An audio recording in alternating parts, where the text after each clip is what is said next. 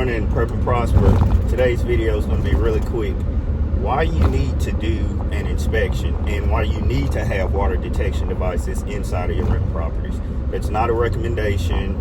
You guys can do what you want to, but this is just my opinion. You need to have water detection devices inside of your renting units. If you have a property, if you're not in that city, if you are leasing this out to a property manager, if you have a contract, regardless of the situation, you want to have a water detection system. I was watching a video yesterday, a woman, which I always watch eviction videos. If you've ever been to court for an eviction, you will understand a lot of the things that I'm talking about. So a lady went for eviction, Section 8, all for $50. Does not sound like much. However, there was a past due water bill. Anyone that knows, if you're on Section 8 or any type of housing assistance, you have to have utilities turned on at all times. If these utilities are disconnected for non-payment, the property owner should be notified. That should be a letter or violation to the tenant.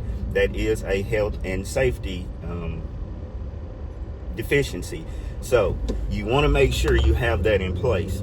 So the lady, apparently the property owner has one of those properties where the tenant pays for utilities. Water has to be in their name. She had not checked her utility bill in almost a year. It had went up to, so the water bill went up over $6,000 and was turned off for non-payment. She stated that this was due to a leak that was reported from a toilet. I'm not sure exactly what type of leak. A lot of people know toilet leaks do lead to a lot. If you're running a multi-family property, one of the things you can do is while you're doing your inspections, quarterly inspections, you want to check to make sure you don't have any running water or any leaks. That's why I mentioned if you're not going to do inspections, then you need to have a water detection system. The toilet apparently was leaking for well over a year.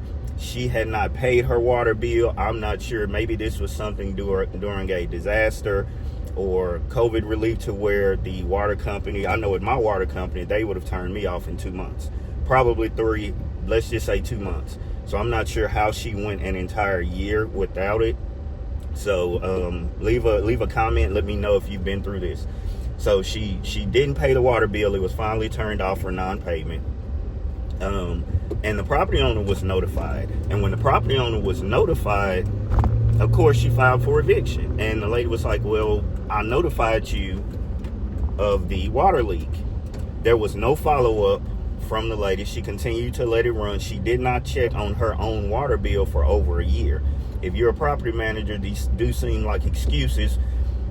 Tenants, this may seem like a valid excuse to you, but it is not a valid excuse. If you have put in a work order, especially if it is either a health and safety work order or something to do with leaks, water damage, electrical safety, you want to make sure if you have not heard from that property owner within, I would say, 24, 48 hours, you need to follow back up with the plan. Property owners, you do not have to fix this. You should have a reliable group of vendors from all areas that will work on this. That's why you need a really good property manager. So apparently this wasn't a good property manager because the water leak continued, $6,000 bill plus an eviction. This landlord is going to be out a lot of money with evictions. That's not something most landlords do not want to evict a tenant, considering the attorney fees, costs, trash out fees, cleaning fees that's going to be associated. So most landlords do not want to get in the business of evicting for no reason at all. So the landlord didn't do their due diligence, in my opinion, too, by at least following up on doing your inspections. This is why I say it's important to do your inspections. I'm not stating you have to do a monthly. If I'm a small landlord, it's not a bad idea to do quarterly inspections.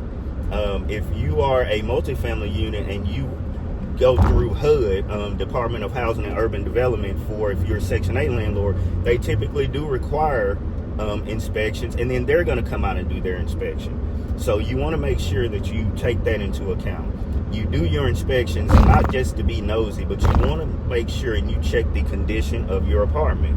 The purpose of checking the condition, you're checking to make sure the individuals that you signed the lease are currently the individuals that are staying there. You want to make sure this is the time when you do your inspections. You could tell if there's multiple individuals. Check the number of vehicles in the driveway.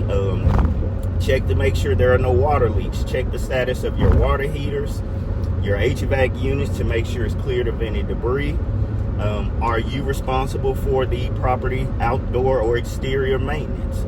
Is this being taken care of? If you're not doing inspections, you could have a code violation for overgrown grass if you've left that up to the tenant and they're not taking care of it.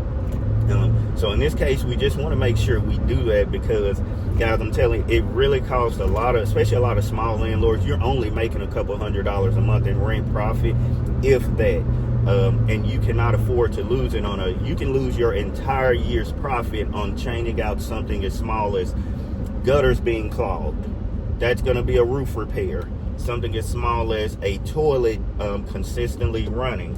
You could continue to, you can go over there and see that, and that would have been a $10, $20 fix at Lowe's. So it doesn't cost that much. A few other things you could potentially do and you would have caught. Blocked egress, safety. Egress, that's your entry and exit points.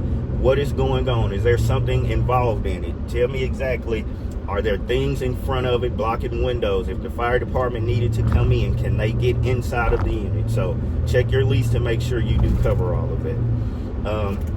Stairwells, railings, if your porch railings, just small things that does not have to lead to potential litigation or issues or deficiencies in the future. It could be a tiny piece to where, I know in my house, I've had something that was going to be a leak. I've seen it to where I should have replaced a certain part, and I did have a busted water heater. Luckily, I have some contractors on hand that was able to come out same day, get it taken care of. But you do not have that. That could potentially be, if you're on a certain type of foundation, a lot of wood, a lot of carpet repairs. It's just something you don't have to do. Also, when you're doing your inspections too, you can continue to check the life of the appliances that you're using. You can check your water heaters to make sure, hey, is this functioning right? Or you can also talk to your maintenance guys or any of your vendors to recommend any service plan. So is it something you should do? Should you get your HVAC unit, a tune-up each year, or are you okay? So make sure your filters are changed. Most tenants are not going to change their filters, so make sure you change your filters or have somebody that can take care of it for you. But that's why you want to have a good property manager, or not even a property manager. You want to have somebody that does property solutions and protects the risk in your investment. Remember, this is a risk and inspection check. If you're not doing your inspections, you're taking a lot of risks. So continue. Happy Monday morning. Let's go. Prep and prosper.